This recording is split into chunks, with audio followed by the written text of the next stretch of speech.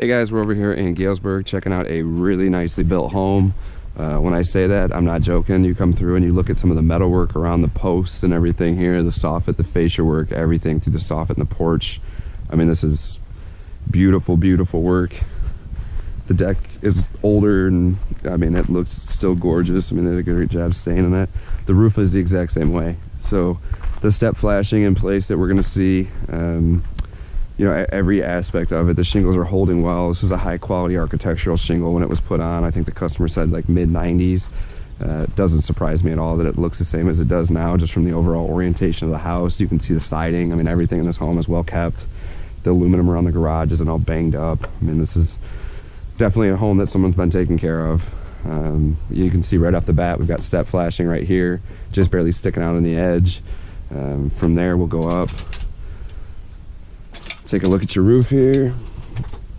So right off the bat, we can start to see we've got one layer shingles, no big surprise, but it's still got a good seal right there on the perimeter. It's starting to crack up and break down pretty good. I mean, it's consistent throughout the whole roof line. The other thing that we're starting to see is as you get into the gutters here, all the granule is starting to run off the roof and come into the gutter. That's really what it's going to talk to the age of the granule, of the shingle, I'm sorry, and that granule loss. As you start to see those gutters getting filled, like you can see how filled this one is. That's really when you start to see the roof breaking down significantly. So as we come up, we start to see that cracking. Like I said, just kind of happening intermittently, but it's going to start now much more dramatically now that it's gotten to this point. A lot of good things on this roof. I mean, a lot of awesome things on this roof. The boots are still in awesome shape. The ridge vent is in great shape. The step flashing around the edges, you can definitely tell is in place.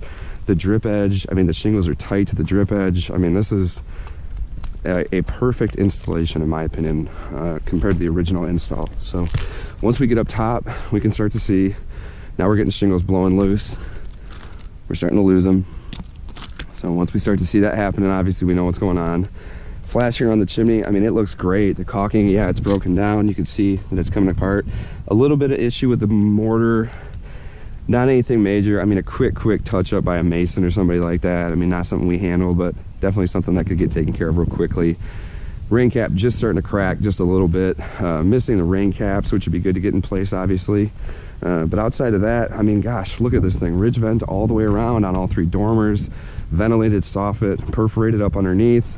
I mean, I'm sure it's breathing really, really well. And I think that's really, to be honest, why it's extended so long. This roof, on average, yeah, 20-25 years. But in this kind of shape, 25 years, this is really impressive. I mean, this is held up really well. And a lot of that, like I said, speaks to the original installation of the components.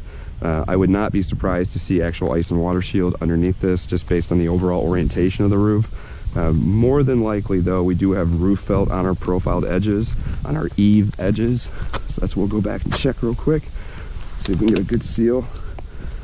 In this spot right here, you can start to see all that fraying and that fiberglass matting starting to come apart. As soon as those kinds of things start to happen and that shininess that we're starting to see, that's when the roof is shot. And that's when you know it's really going to start going.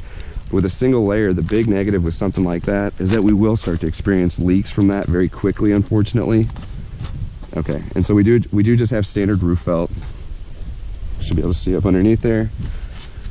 So it is just standard roof felt. It's pliable, so I mean it's not completely broken down, which again I'm gonna chalk up to the shingle itself. I think it's held up well. This cracking that you're seeing again is consistent on both roof lines on pretty much every facet. They're getting a good amount of sunlight, obviously, with the exposure during the day. North side of the roof, I'm sure, is not as bad. I mean, when you walk it, you can see that it's not as you know, cracking and broken down. But it's definitely starting to get there. Just a little bit of streaking starting to happen. I'm sure that the trees have always been cut back and everything, so it's helped protect it. The garage roof, you can see with a non-conditioned space. I mean, that one's held up even better. So, but again, I mean, step flashing, all those good things that we want to see. A little kick out flashing down here at a valley. Again, perfect installation. I mean, this is what we would like to chalk up as an A+ install original. The nails starting to pop out here on the fascia and that kind of stuff. Again, that's just going to kind of speak to the age of the project, and you know, they'll start to wear their way out. They'll start to loosen. These things will happen over time without maintenance, and that's kind of what we're seeing here. But overall, you know, good time to replace it, get it taken care of. And one of the big benefits, like we talked about before, Lois, was that the layover versus a tear off. this is exactly that situation, because like I mentioned, if we're going to go to lay over the top of this, the negative of what we're going to do is we're going to leave this product in place and we're going to come back over the top of this product. If you think about it, it's just like when you have a Band-Aid on, you know, a week later the Band-Aid begins to get dirty, and then you go to what would you do in that situation? You wouldn't apply a new Band-Aid over the top of the existing, right? You'd remove it, you'd clean the area, and then you'd apply the new Band-Aid so that it gets a proper bond and seal. And that's the same idea with the shingles. What we're going to do is once we remove this, we're going to take it back down to the wood decking.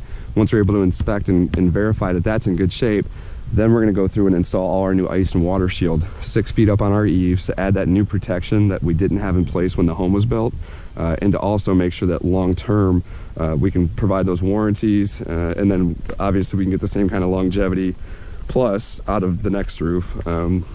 Unfortunately for the next homeowner, but fortunately for the next homeowner. And we'll do everything we can to be cost competitive on a project like this.